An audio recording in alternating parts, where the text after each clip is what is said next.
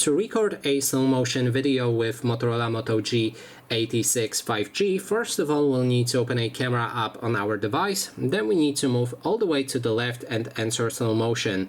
Then you can adjust things like resolution. There's full HD and HD with different frame rates. So HD gives you a higher frame rate and better slow motion timing, but lowers a quality of that video. Full HD gives you slower and much chunkier slow motion, but at the same time it will increase that resolution, which will make everything more crispy.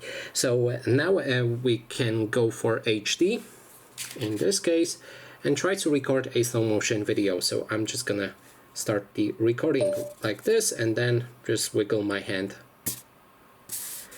Okay, now we can stop that, and we have our slow motion recorded.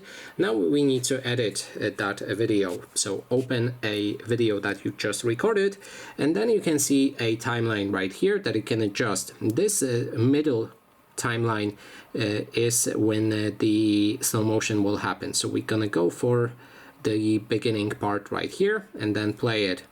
So as you can see, it catches up to slow motion and it works just like that. So that is basically everything. Thanks so much for watching.